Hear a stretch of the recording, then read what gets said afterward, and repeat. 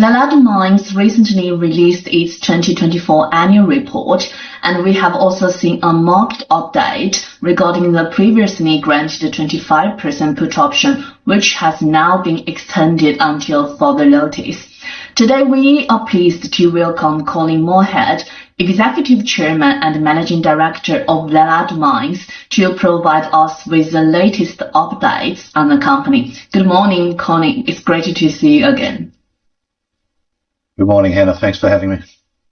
With the recent announcement of exclusivity arrangement with Tsagaan, can you outline what style of transactions you are assessing, including likelihood for go-ahead?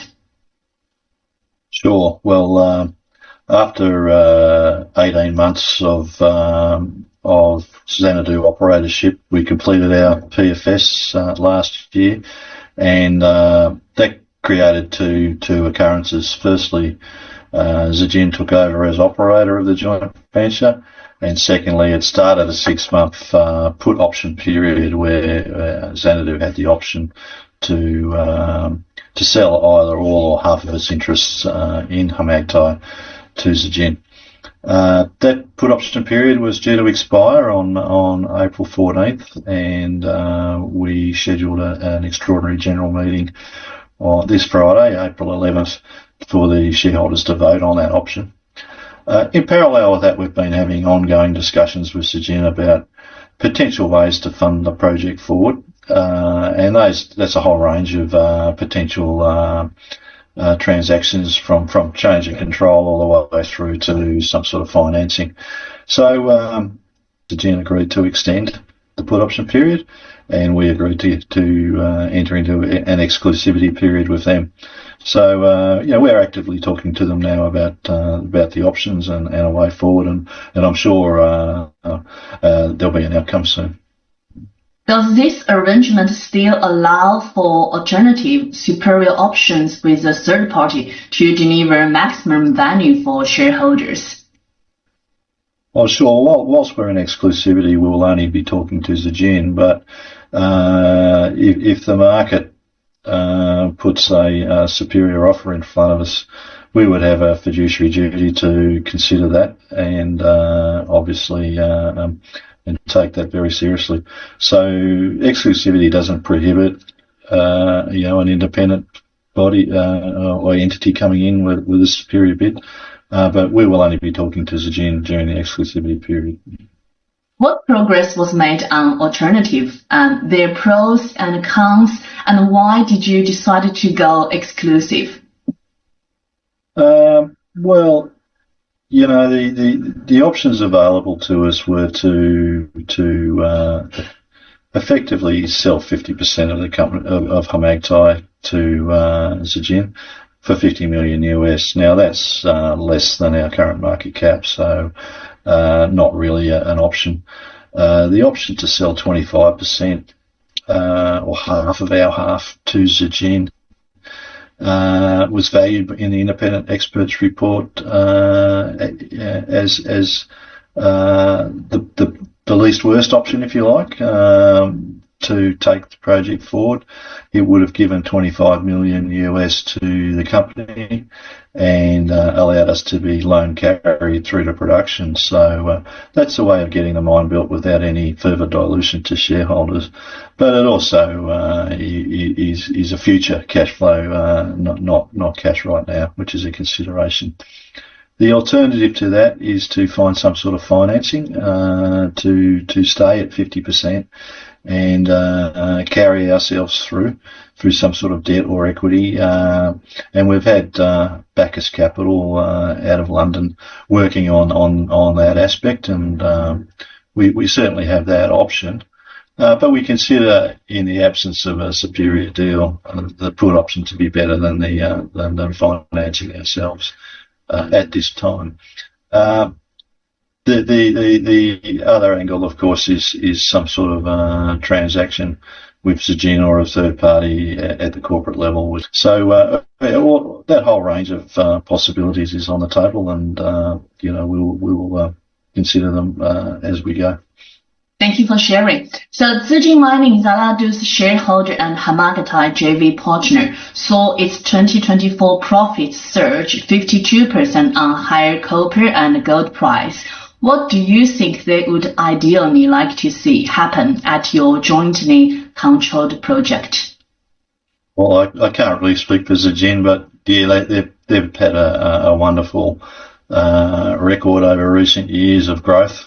I believe Tsagaan produced in excess of 1.1 million tonnes of copper last year, making them number 4 or in the top 5 copper producers. And I know they have ambitions to grow further to beyond 1.4 million tonnes of copper per annum. They're also a significant gold producer, producing 2.4 million ounces per annum with ambitions to grow to 3 million ounces per annum, which would make them in top 6 or so from a gold producing point of view.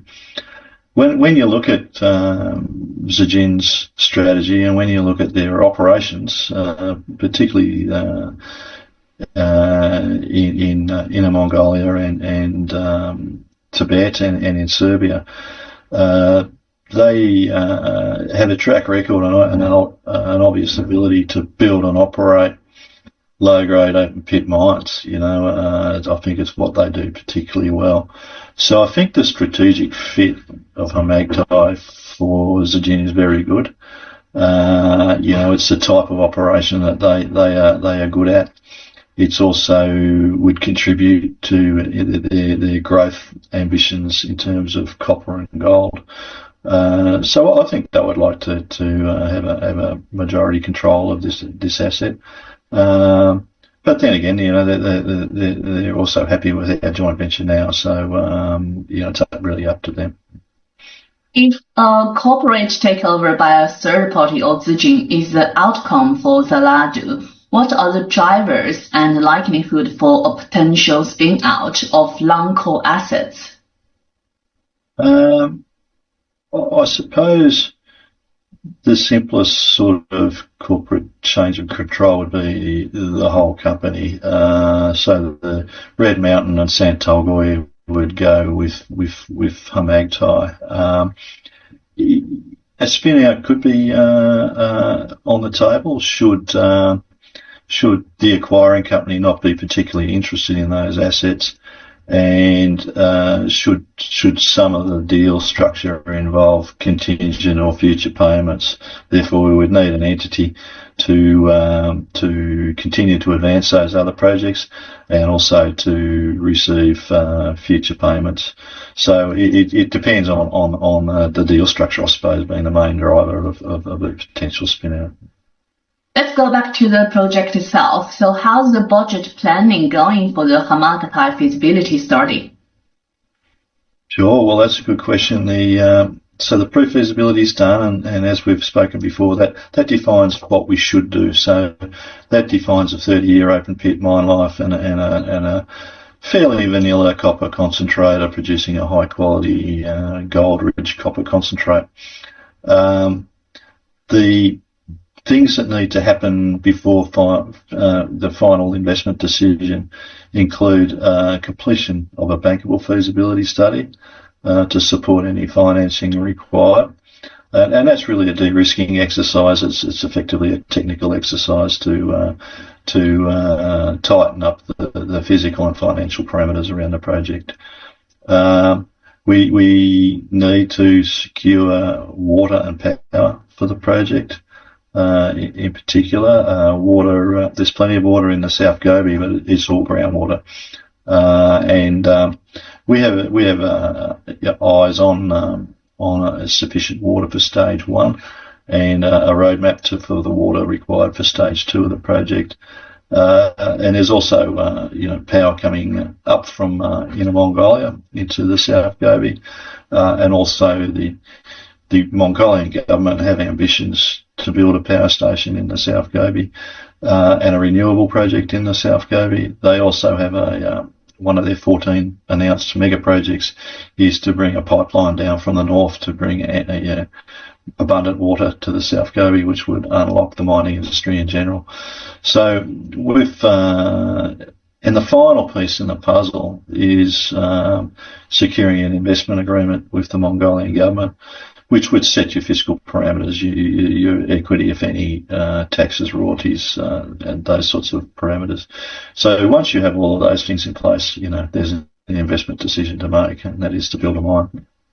Can you please share more about what progress has been made on meeting Kharmagtai's water requirements since PFS delivery? Sure. Well, not a lot. Well, there has been progress. We haven't done a lot of drilling and physical exploration. We certainly understand the potential for water, underground water, near the mine and out further. So we've been working with the various water authorities and technical people to map out a water supply for stage one. We need about 400 litres per second for stage one, and stage two I think is contingent on growing that artesian water supply or augmenting it with these pipelines that have been discussed. As I said earlier, the bringing permanent pipeline water into the Gobi is something the government recognises as being a nation-building exercise, and the minister told me the other day that they are very committed to building that pipeline. That's really good. Thank you so much for your sharing. This is the end of the interview. Thank you so much for your time today. Thank you, Hannah. Thanks.